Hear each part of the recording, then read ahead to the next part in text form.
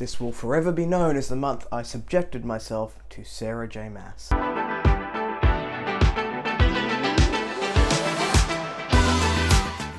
Hello everyone, welcome back to A Fictional Escapist. My name is Chris and today's video is my August wrap-up. I did not put this video in the September at a glance because I'm a knobhead.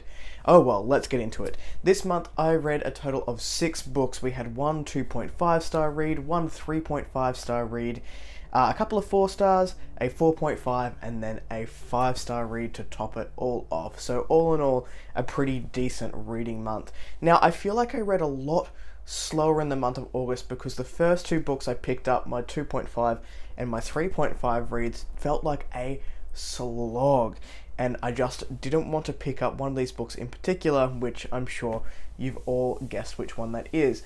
But there was another that I had a lot of trouble getting into, even though a lot of the elements were quite good, and it's an author that I personally struggle with sometimes, even though the elements that are done well are done exceptionally well. But enough of the commentary, let's jump into it. The first book I picked up, my 2.5 star read, was Throne of Glass by Sarah J. Maas. Now, on reflection, I don't necessarily think this is a horrific book. It's not the most skilled or technical book I've ever read, but for the market that it's in, which is, I guess, sort of teenage girls, it's honestly not that bad. It was a little bit confusing, but I have heard that if you read the prequel novella, I can't remember what it's called, someone can pop that down in the comments, then this makes a whole lot more sense.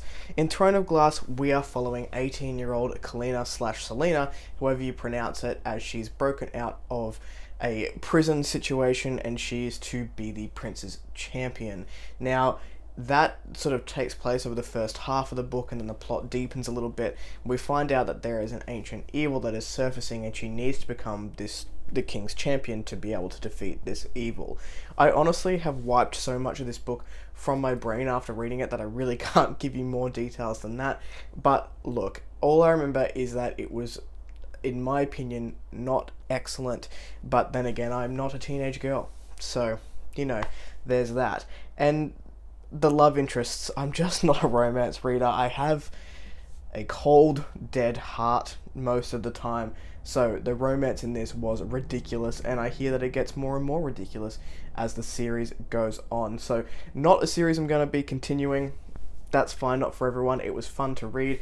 I did this as a, you guys pick a book that you think that I will hate and I'll give it a read, and I'm not opposed to doing it again because at least the vlog was a little bit of fun. So I have some more ideas for that. If you are interested, maybe let me know a book that you think I'll hate in the comments down below. Moving on from that, and a book that I didn't necessarily hate, but it also took me a really long time to get into, was my 3.5 star read, and that was Best Served Cold by Joe Abercrombie.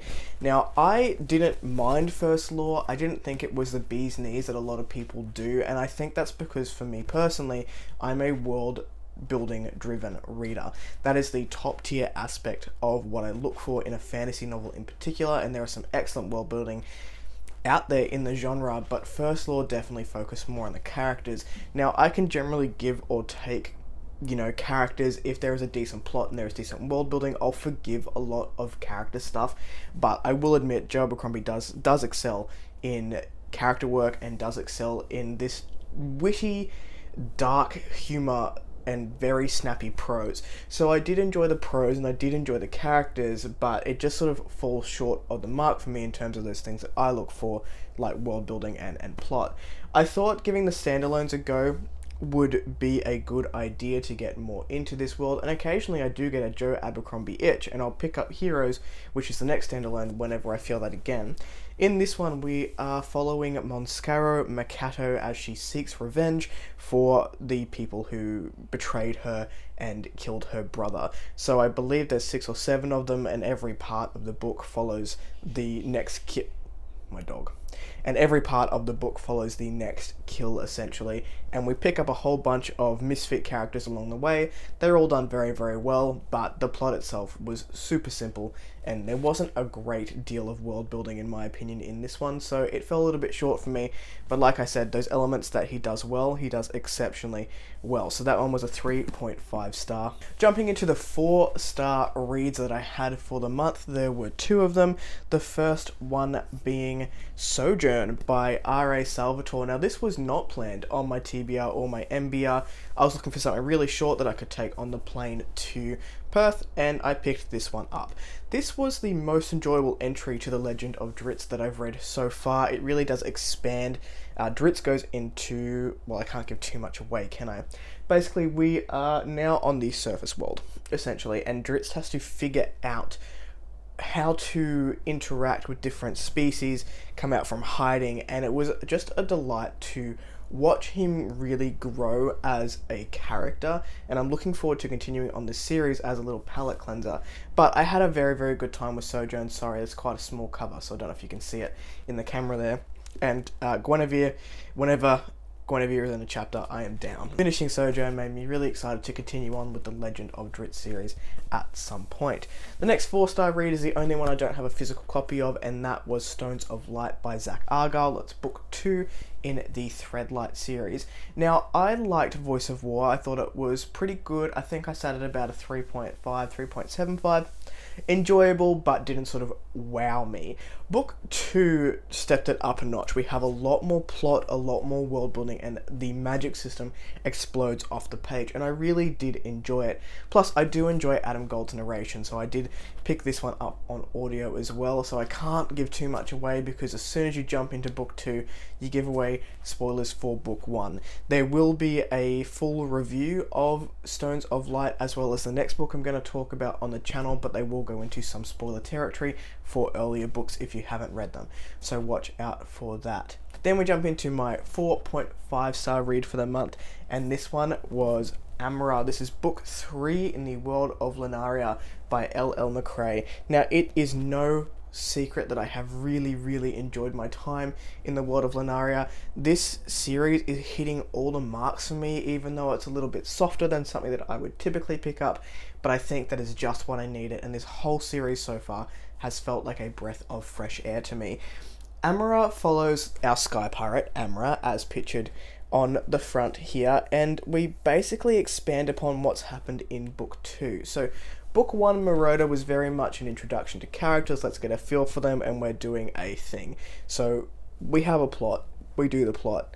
Book 2, we start getting more depth into the world, more depth into the characters, and the political sort of intrigue and machinations start to build up, and book 3 is where it really takes off, and we get into the meat of the series. So I can definitely see why this is a 6-book series, because things have ramped up in book 3. The Varkane and the Idolin, I hope I pronounced that correctly. I don't think I did for the second one, but their discrepancies with each other and the threat of a war between them is building up again, and again we get expansions of the world. The magic opens up so much in book 3, which is one of my favourite parts. We get to see more of Beryl, but anyway, I'll talk about this more in a slightly spoilery review on the channel later this month.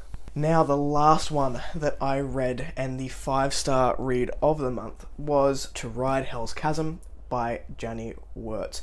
Now, this is an author I've been wanting to read for a little while now. I've collected many of her books, and this was the first one I picked up after seeing a review for it over on Joanna Phillip.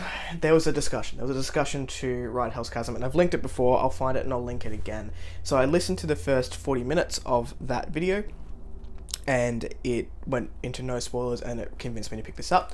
I picked this one up with Mark Timoney, who wrote Blood of the Spear, because Janny Wurts is a very big influence on his Eye of Eternity series, and now that I've read this book and I've read his book, I can see that, and I can see why.